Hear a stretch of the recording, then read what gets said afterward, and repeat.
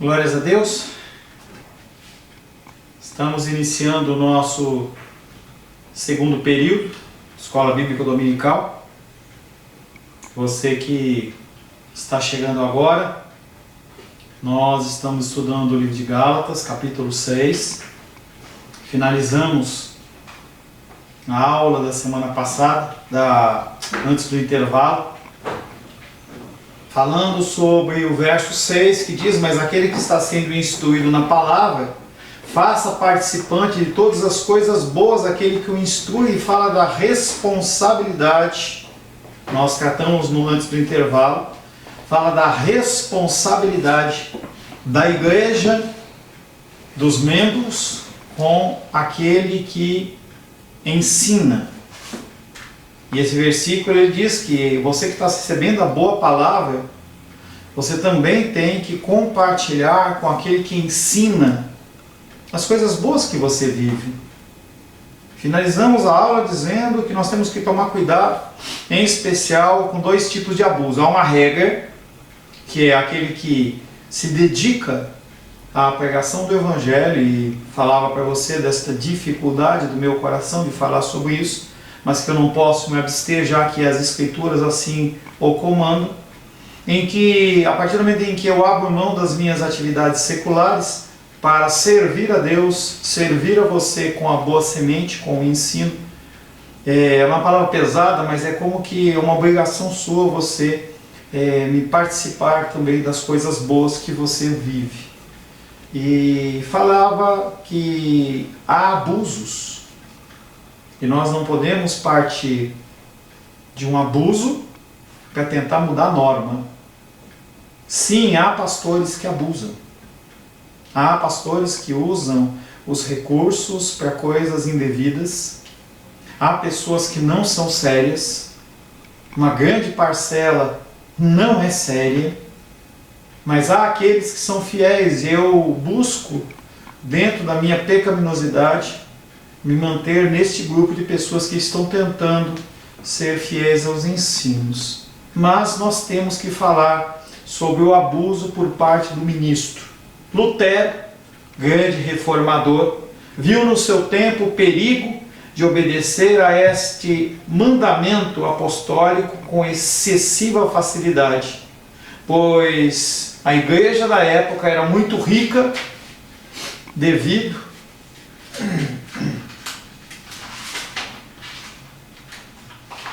ao povo, e por causa dessa excessiva liberalidade dos homens, a avareza do clero aumentou.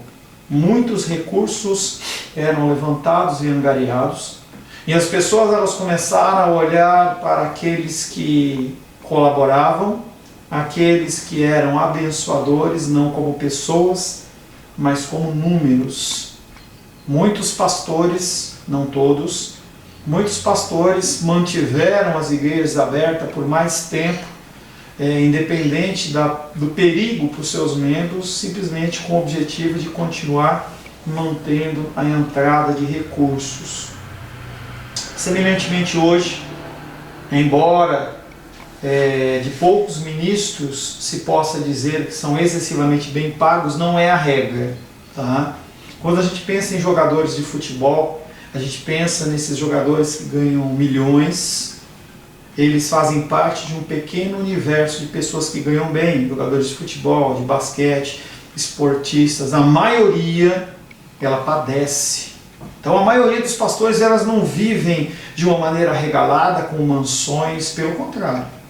Vivem de uma maneira regrada, e aí eu tenho que incluir a figura dos missionários, que eles são enviados para o campo missionário pelas igrejas e são abandonados.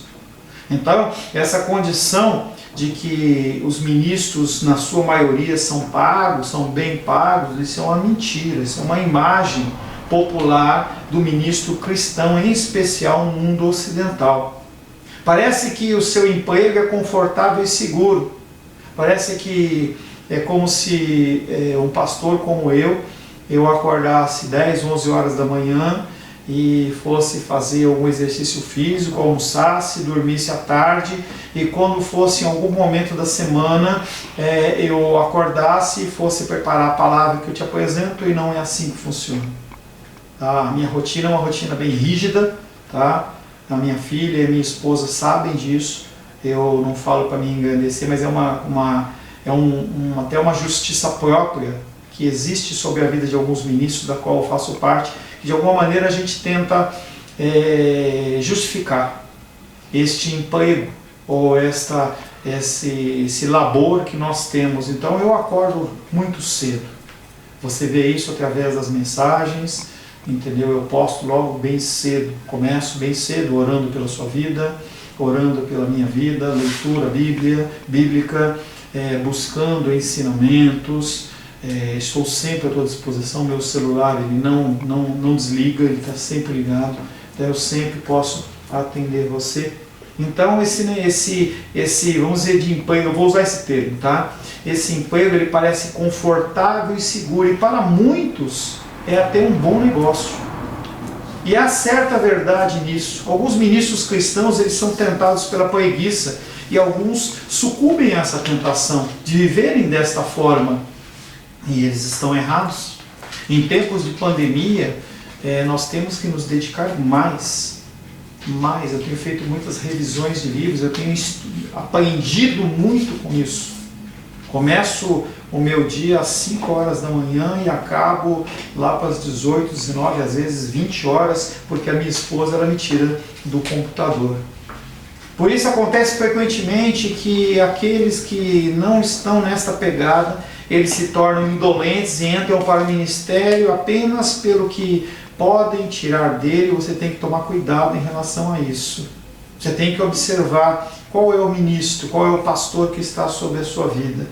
O princípio bíblico é claro: o ministro deve ficar livre do trabalho secular para se dedicar ao estudo e ao ministério da palavra, e para cuidar do rebanho que lhe foi confiado.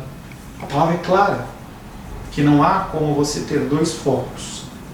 Se eu tiver uma empresa, eu não consigo isso. Eu vivi um tempo lá em São Paulo com uma gráfica, você é focado nas coisas do teu trabalho. A palavra de Deus diz em relação à mulher, que é a mulher que fica viúva, ou ela continua viúva para servir ao Senhor, então arranja um marido, arranja uma família, entendeu?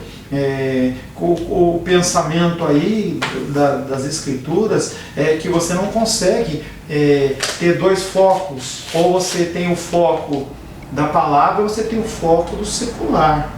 Talvez eu tenha sido infeliz no exemplo da mulher, eu tirei a palavra do contexto. As mulheres que não são casadas, eu peço perdão em nome de Jesus, tá? Mas o objetivo é falar que nós temos que nos dedicar a este ofício, que é um ofício precioso. O princípio bíblico é claro que o ministro deve ficar livre do trabalho secular para se dedicar ao estudo e ao ministério da palavra, e para cuidar do rebanho que lhe foi confiado, e eu procuro fazer isso. Hoje, com esse tempo de pandemia, eu não posso fazer uma visita. Quanto tempo não faz que eu não vou lá na nossa irmã Diene, entendeu? Quanto tempo? Mas não é possível fazer isso. É impossível que o homem trabalhe dia e noite para ganhar o seu sustento e ao mesmo tempo se dedique ao estudo das sagradas letras, como exige o ofício do pregador. Haverá algum jeito de se proteger desse abuso? Abra aí 1 Timóteo capítulo 5, verso 17. 1 Timóteo capítulo 5, verso 17. Apóstolo Paulo, ele discipulou Timóteo andou com ele, e depois de um tempo Timóteo ele assumiu a igreja de Éfeso. E o que acontece é que aquele pastor era um pastor muito jovem, de uma igreja muito grande, e haviam muitos anciãos naquele lugar, e as pessoas começaram a pressioná-lo, e ele começou a literalmente tremer as pernas, e o apóstolo Paulo chama a atenção dele. Quero também fazer para você a observação: se você tem perguntas, nós estamos em Escola Bíblica Dominical, eu peço que você mande no grupo da igreja, tá? Se você não é da igreja e você quiser mandar uma pergunta, você mande aí no Facebook mesmo, tá? ou no meu WhatsApp, como assim você achar melhor. Mas priorize, você que faz parte da nossa igreja, mandar no grupo da igreja, que a Rosângela está ali olhando e ela vai me passar. Eu não tenho como checar aqui, nós estamos gravando o áudio. 1 Timóteo 5,17 diz: devem ser considerados merecedores de dobrados honorários os presbíteros ou pastores que presidem bem, com especialidade os que se afadigam na palavra do ensino. Aí o apóstolo Paulo fala para Timóteo que tem que haver um cuidado em relação àqueles que se dedicam ao estudo da palavra para poder compartilhar esse ensino. E ele especifica falando, especialmente aqueles que se afadigam. O termo é afadigar mesmo, é você se dedicar com avidez dentro do estudo para você poder trazer algo consistente para as pessoas que ouvem. Continua o versículo dizendo, pois a Escritura declara, não amordace o boi quando pisa o grão, e ainda o trabalhador é digno do seu salário. Apóstolo Paulo faz mais uma comparação que não tem como você fazer com que o boi continue trabalhando se você não alimente ele. É uma comparação que o apóstolo Paulo faz em relação àquele que trabalha dentro do labor pastoral, se afadiga e ele não tem como se alimentar, não é cuidado. Não é uma coisa particularmente lisonjeira, talvez, comparar o pregador a um boi que pisa o grão, mas ele também é chamado de trabalhador. A palavra grega é forte, indica que aquele que labuta na palavra, com todas as suas forças e meio, procurando entender e aplicá-la, ele tem que ser cuidado, tem que ser sustentado. Talvez a pregação esteja em declínio na igreja de hoje, as palavras têm sido cada vez mais rasas, porque as pessoas, os líderes, eles têm fugido desse trabalho duro. É muito mais fácil pegar uma coisa pronta e trazer para você, dar uma maquiada, mas você se dedicar. Então, a primeira parte dessa preocupação que você tem que ter é: há um abuso por parte daquele que é o meu líder espiritual? Se ele tem que ser exortado. Se realmente eu estou sendo alimentado, eu estou sendo cuidado, eu também tenho que cuidar. Se o ministro se entrega ao ministério com a energia de um trabalhador, semeando a boa semente, então ele pode esperar também a manutenção material. E aí nós passamos para um segundo abuso. Nós temos no primeiro abuso aqueles que são sustentados pela igreja com altos salários ou não importa, e eles usam a igreja apenas como uma fonte de recursos. E aí também nós temos a segunda parte, isso acontece em muitas igrejas, que é o abuso por parte da congregação. Você sabe com quem você está falando? Eu pago o seu salário. Você tem que me atender, você tem que me ouvir. Além de tudo, você tem que pregar o que eu quero ouvir. Se o princípio da congregação, pagar o ministro, pode incentivá-la a se tornar preguiçoso e negligente, da mesma forma, a congregação pode se sentir tentada a controlar o ministro. Eu pago, você vai falar o que eu quero ouvir. Eu lembro que numa igreja que nós frequentamos, certa vez um presbítero, ele falou assim, nós temos que passar uma lista para as pessoas, para ver o que elas querem ouvir. Isso não existe dentro da palavra de Deus. Algumas congregações exercem uma positiva tirania sobre o seu pastor e quase os chantageiam a pregar o que querem ouvir, e isso acontece muito em igrejas em que as famílias são grandes famílias que sustentam a igreja. E aí, se você executa qualquer tipo de ensino, de exortação ou juízo, as pessoas elas pressionam. Você não pode fazer isso. Se você fizer isso, eu retenho meu dízimo, eu retenho a minha oferta e a igreja ela vai padecer. Sim, as pessoas fazem isso. Ele é pago para isso, dizem. Portanto, devem dançar de acordo com a música, e nós fazemos isso no âmbito das nossas vidas seculares e também com as nossas vidas espirituais. E se o ministro tem esposa e família para sustentar, ele sente-se tentado a ceder. apóstolo Timóteo, ele sentia-se tentado, porque as pessoas começaram a pressioná-lo. E ele falou assim, eu vou dar uma aliviada. E o apóstolo Paulo fala, segue o que eu te ensinei, pregue a palavra. Naturalmente, ele não deve ceder a tais pressões, mas a congregação também não deve colocá-lo nessa situação. Se o ministro semeia com fidelidade a boa semente da palavra de Deus, por mais desagradável que a congregação possa achá-lo, ele tem o direito de receber o seu sustento. A congregação não tem autoridade de reduzir o salário dele só porque ele se recusa a reduzir as suas palavras. Relacionamento certo entre mestre e discípulo, ou entre ministro e congregação, chama-se koinonia, que quer dizer comunhão. Relacionamento. O apóstolo Paulo diz, mas aquele que está sendo instruído na palavra, participante de todas as boas, seja participante de todas as coisas boas daquele que o instrui. Ele partilha as coisas espirituais com seus discípulos e eles partilham as coisas materiais com ele. Pagar é diferente de partilhar. Por isso que você não paga o dízimo, você devolve o dízimo. A segunda, partilhar, é usada na comunhão entre as pessoas e o Espírito Santo. Verso 8, ele começa a falar sobre a santidade cristã. Porque o que semeia para a sua própria carne, da carne colherá corrupção. Mas o que semeia para o Espírito, do Espírito colherá a vida eterna. E ele não mudou em nada o discurso dele. Aquilo que você planta, você colhe. Se você planta para a sua carne, você colhe para a sua carne. Se você planta ira, você colhe ira. Se você planta adultério, você colhe adultério. Se você planta amor, você recebe amor. Esta é a outra esfera na qual opera o princípio da semeadura e colheita. Paulo passa do particular para o geral, dos ministros cristãos e o seu sustento, para o povo cristão e seu comportamento moral. Primeiro nós falamos do comportamento das pessoas em relação à igreja e o sustento pastoral. No verso 8 ele já fala dentro de uma abrangência moral nossa em relação à sociedade.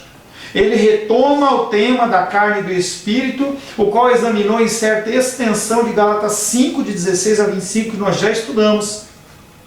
Ali, em Gálatas 5, a vida cristã é comparada a um campo de batalha, e a carne e o Espírito são dois combatentes em guerra um contra o outro.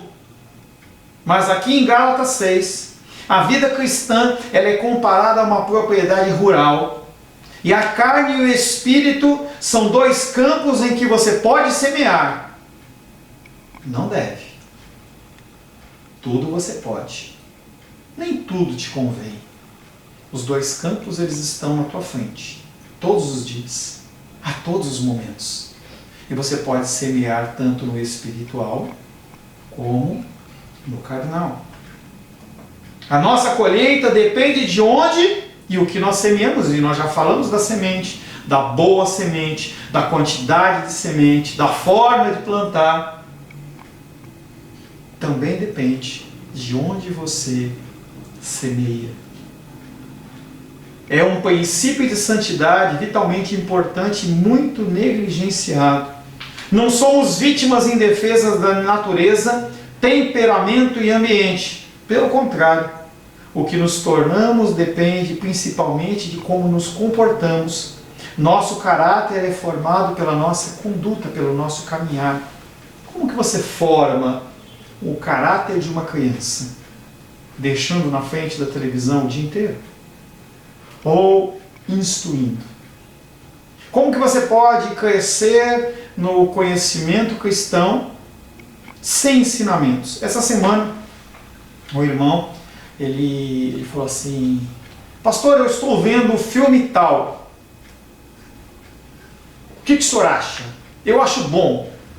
E eu respondi a ele, falei assim, novamente eu com o ensino do Espírito Santo.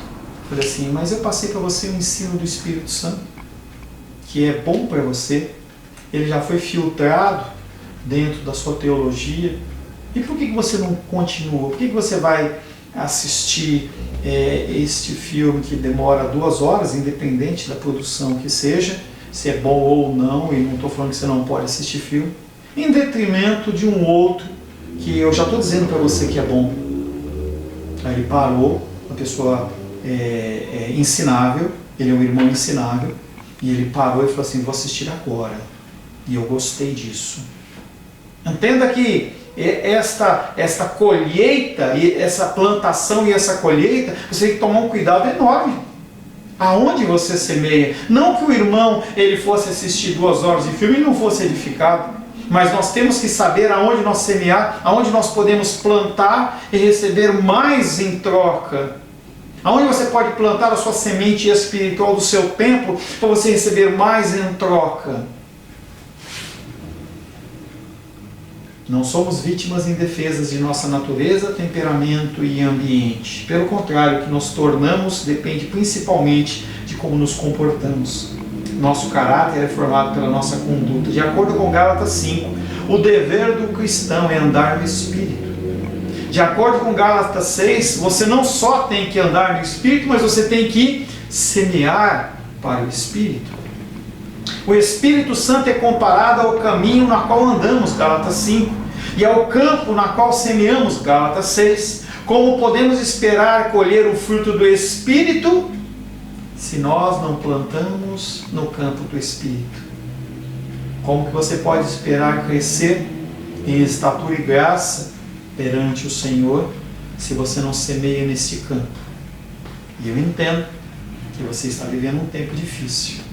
Em especial os profissionais liberais. É um tempo difícil, mas isso não te libera para que você abandone o espiritual em detrimento das coisas naturais. Não andeis ansiosos de coisa nenhuma. Antes, colocai perante o Senhor as suas necessidades, e Ele no seu tempo Ele vai te ouvir e te atender. Não vai faltar.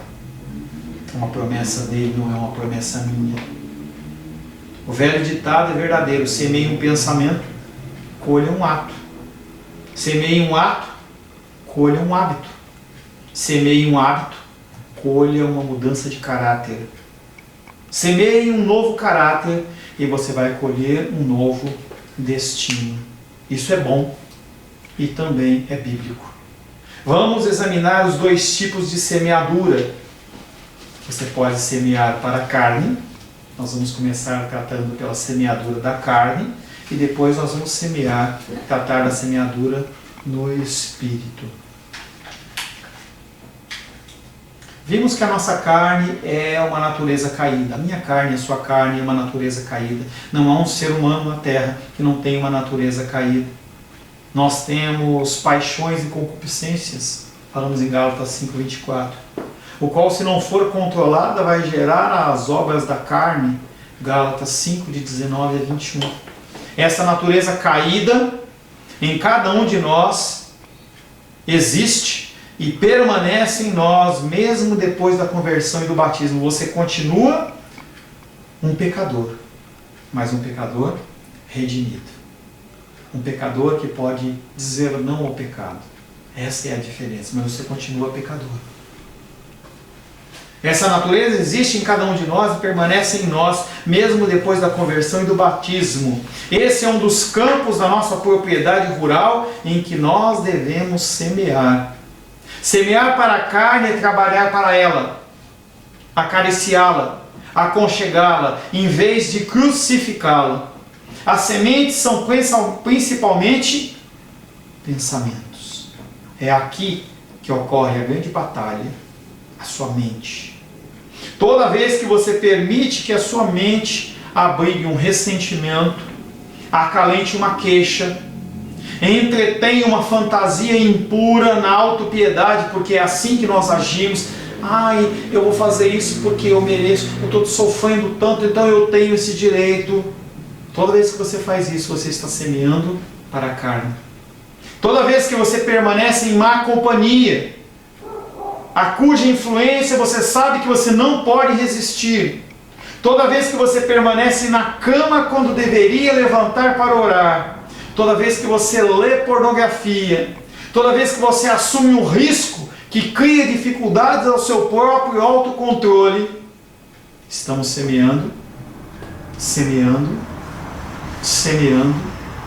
para a nossa carne. Há cristãos que semeiam para a carne todos os dias, todos os momentos, e ficam se perguntando: por que eu não mudo? Por que eu continuo desse jeito?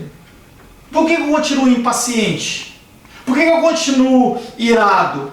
Por que eu não consigo me libertar desse vício? Você está semeando no quê? A semeadura sua principal é aonde? Se a semeadura principal é na carne, você vai continuar com o seu pecado. Pastor, você está me amaldiçoando. Não, estou constatando a realidade.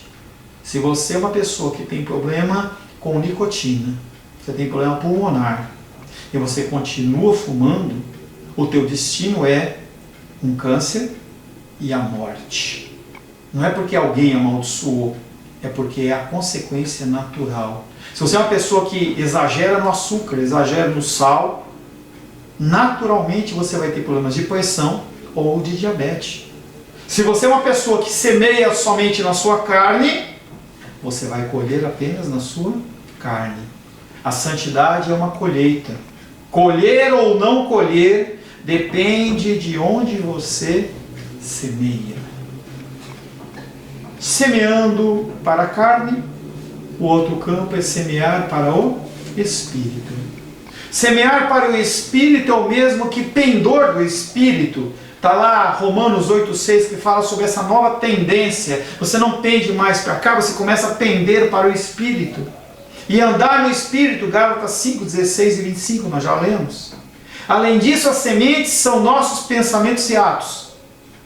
Devemos buscar as coisas de Deus e pensar nelas, coisas lá do alto, não nas coisas que são aqui da terra. Colossenses capítulo 3. Abre aí. Colossenses capítulo 3, versos 1 e 2. Colossenses 3, 1 e 2. Portanto, se fosses ressuscitados juntamente com Cristo, buscai as coisas lá do alto, onde Cristo vive, assentado à direita de Deus. O apóstolo Paulo fala para a igreja de Colossos: se realmente você é alguém espiritual, se você realmente é uma pessoa que se converteu, você tem que parar de buscar as coisas que são seculares e mundanas para buscar as coisas que são do alto. Com os livros que lemos, a companhia que desfrutamos e o lazer que buscamos, nós podemos semear para o Espírito, como também semear para a carne. Devemos então incrementar hábitos disciplinados de devoção na vida particular e pública, na oração, leitura diária da Bíblia, no culto junto com o povo do Senhor, no dia do Senhor. Você tem que começar a estabelecer este hábito. Parte o pensamento, depois você transforma isso em ato, depois de ato isso vira um hábito. Nós temos que desenvolver estes hábitos. Tudo isso é semear para o Espírito. Sem isso não pode haver colheita do Espírito. Se você não semear leitura, meditação e oração, você não vai colher algo espiritual. Paulo traça uma diferença entre essas duas colheitas, como também entre duas semeaduras. Os resultados são apenas lógicos. Se semearmos para a carne, da carne colheremos corrupção. Isto é, vai haver um processo de decaimento moral. Iremos de mal a pior e finalmente nós pereceremos. Da mesma forma que eu dei o exemplo para você de algumas situações físicas, de alimentação, de uso de drogas, de alguns hábitos, e aí você vai caminhar para a morte. O espiritual é a mesma coisa. Você vai esfriando, vai esfriando, vai esfriando, chega uma hora que o seu espírito ele está morto. Se por outro lado nós semearmos para o Espírito, nós vamos colher do Espírito vida eterna. vai iniciar-se um processo de crescimento moral, espiritual, na qual a carne ela tem que ser crucificada. A comunhão com Deus, que é a vida eterna, vai se desenvolver agora e vai se aperfeiçoando até a eternidade. Portanto, se desejamos colher santidade, nosso dever é duplo. Vamos fechar aqui. Tá? Se você quer colher santidade, você tem dois deveres. Dois. Primeiro, você deve evitar semear para a carne. Segundo, você deve semear para o Espírito. Uma coisa é totalmente antagônica à outra. Não dá para você viver nos dois. Não dá para você viver com um pé em cada barco. Nós devemos sem piedade eliminar os maus hábitos, concentrando nosso tempo e energia na área espiritual. E eu volto a dizer para você, não estou falando que você tem que parar tudo, largar sua família e entrar no seu quarto de oração e não sair mais. Não é isso. Mas você é um ser inteligente, racional, para saber que você tem tempo demais para você poder dividir as suas atividades. Devemos eliminar sem piedade a primeira, concentrando o nosso tempo e energia no segundo. É outra forma de dizer, como em Gálatas 5, que nós temos que crucificar a carne e andar no Espírito.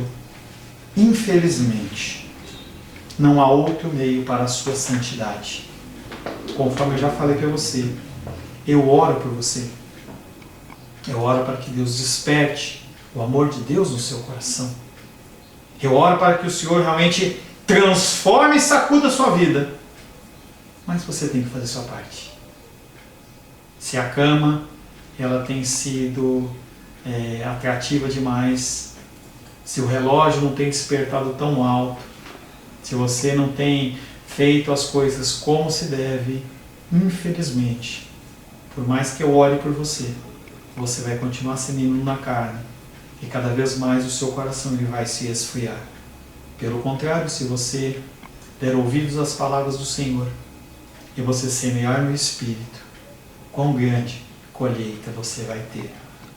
Encerramos nossa escola bíblica dominical nesse momento. Semana que vem nós vamos falar no verso 9 e 10 de Gálatas capítulo 6, que fala sobre a prática do bem do cristão.